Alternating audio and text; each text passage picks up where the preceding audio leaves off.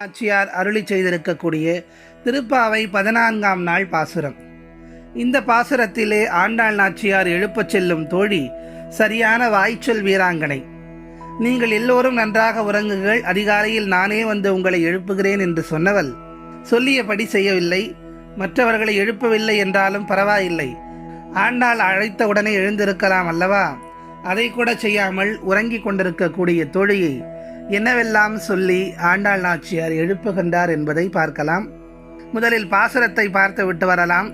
உங்கள் புழக்கடை தோட்டத்து வாவியுள் செங்கழு நீர் வாய் நெகிழ்ந்து ஆம்பல் வாய் கூம்பினகான் செங்கல் பொடிக்கூரை வெண்பல் தவத்தவர் தங்கள் திருக்கோயில் சங்கிடுவான் போதாந்தார் எங்களை முன்னம் எழுப்புவான் வாய் பேசும் நங்காய் எழுந்திராய் நானாதாய் நாவுடையாய் சங்கொடு சக்கரம் ஏந்தும் தடக்கையன் பங்கைய கண்ணனையே பாடேலோர் எம்பாவா என்பது ஆண்டாள் நாச்சியார் நமக்கு அருளி செய்திருக்கக்கூடிய திருப்பாவை 14ஆம் நாள் பாசுரம்.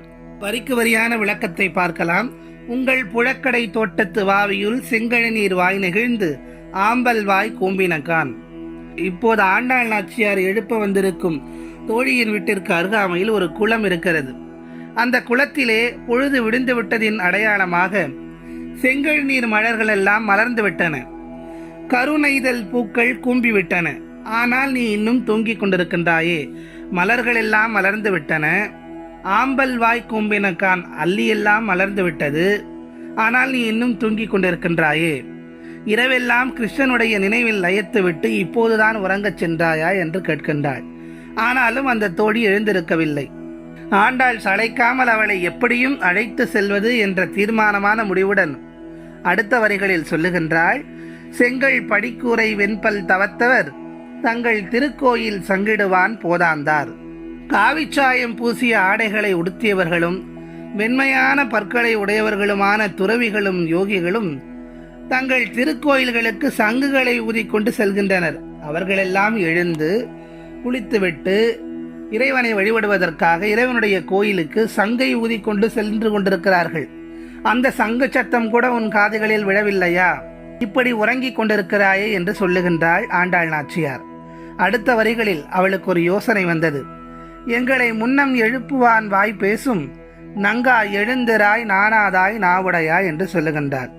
அதிகாலையில் எழுந்து மார்கழி நீராடிவிட்டு கண்ணனை வழிபட வேண்டும் என்று ஆண்டாள் தோழிகளிடம் சொல்லுகின்றாள். நேற்றைய இரவு ஆண்டாளிடமும் மற்ற தோழிகளிடமும் நீங்கள் கவலைப்பட வேண்டாம், நானே அதிகாலையில் வந்து உங்கள் அனைவரையும் எழுப்பி விடுவேன் என்று அந்த தோழி சொன்னாள். அது ஆண்டாளுக்கு நினைவுக்கு வந்துவிட்டது.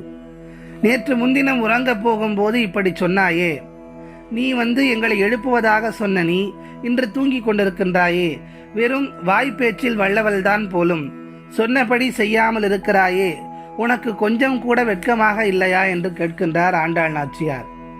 எழுந்திராய் நானாதாய் நாவுடையாய் என்ற வரிகளில் உனக்கு வெட்கமாக இல்லையா என்று கேட்கின்றார்.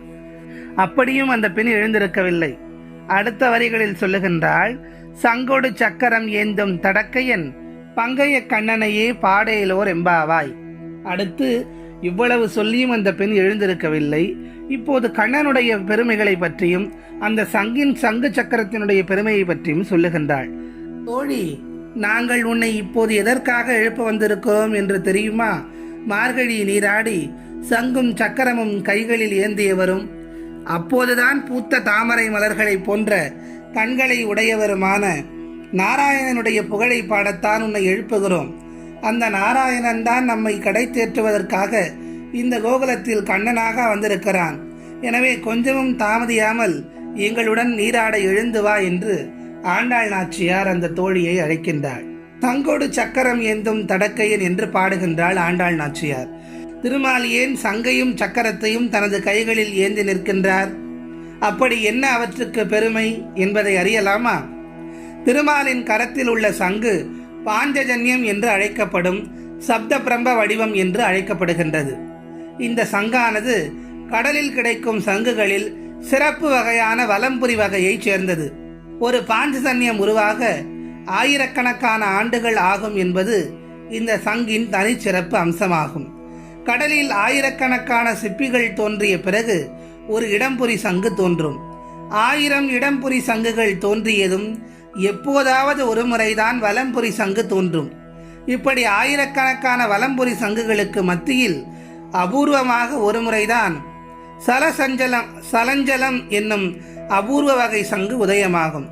இப்படி 1000 சலஞ்சலம் சங்குகளுக்கு இடையேதான் ஒரே ஒரு பாஞ்சசன்யம் என்ற சக்திமிக்க அபூர்வ சங்கு தோன்றும். அமிர்தம் வேண்டி பார்க்கடலை கடைந்த போது மகாலட்சுமியுடன் வெளியில் வந்த பொருட்களில் பாஞ்சசன்யமும் ஒன்று என்றும் கூட சொல்லப்படுகிறது. அப்படி மகாலட்சுமியுடன் வெளிப்பட்ட சங்கை திருமால் தன் இடதுகரத்தில் ஏந்தி கொண்டார்.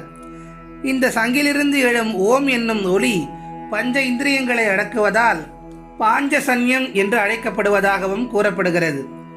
குருஷேத்திர களத்தில் ஸ்ரீ கிருஷ்ணர் பாஞ்சசன்யத்தை எடுத்து முழங்கிய போது கௌரவர்களின் இதயங்களை நொறுங்கச் செய்தது என்று சொல்வார்கள். சங்கின் வரலாறு இப்படிப்பட்டது என்றால் சக்கரத்தின் வரலாறை பார்க்கலாமா? சக்கரம் வட்ட வடிவிலானது. உலகத்திலேயே அதி அற்புதமான கண்டுபிடிப்பு என்று சக்கரமே குறிப்பிடப்படுகிறது. உலகத்திலேயே அதி அற்புதமான கண்டுபிடிப்பு என்று சக்கரத்தை குறிப்பிடுகிறது அறிவியல். திருமாலின் ஆயுதங்களில் வேறு எந்த ஆயுதத்துக்கும் இல்லாத தனி சிறப்பு சக்கரத்துக்கு உண்டு.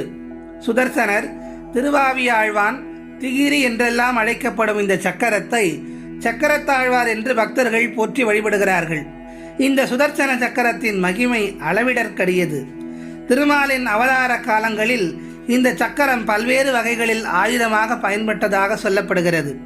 முதலையின் வாயில் அகப்பட்ட கஜேந்திரனை காப்பாற்றிய சுதர்சன சக்கரம் வராக அவதாரத்தில் கோரை பற்களாக மாறி பூமியை கடலுக்கடியிலிருந்து தூக்கி வருவதற்கும், வாமன அவதாரத்தில் மகாபலி தானம் தர முன்வந்த வேளையில் சுக்ராச்சாரியார் வண்டாக மாறி கமண்டலத்தின் துளையை அடைத்து கொண்ட போது தர்பையின் வடிவில் அவருடைய ஒரு கண்ணை பறிப்பதற்கும், நரசிம்ம அவதாரத்தில் பெருமானின் கைநகங்களாக மாறி இரணியனின் வயிற்றை கிழித்து வதம் செய்வதற்கும், கிருஷ்ண அவதாரத்தின் போது சிசுபாலனை வதம் செய்வதற்கும் சுதர்சன சக்கரம்தான் காரணம் என்று சொல்லப்படுகிறது.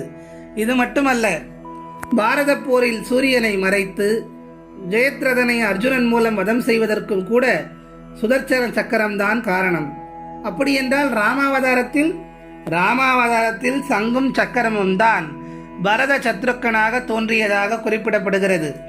இப்படியாக சொல்ல சொல்ல முடிவே இல்லாத மகிமைகள் நிறைந்த சங்கையும் சக்கரத்தையும் ஏந்தி பகைவர்களை அழித்து நம்மை காப்பாற்றும் கண்ணனின் புகழை பாட துயிலெழுந்து வரும்படி தன்னுடைய தோழியை அழைக்கின்றாள் ஆண்டாள் நாச்சியார்.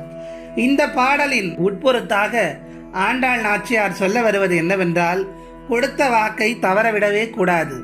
வாக்கு கொடுப்பது மிக எளிது. கொடுத்த வாக்கினை காப்பாற்ற வேண்டும்.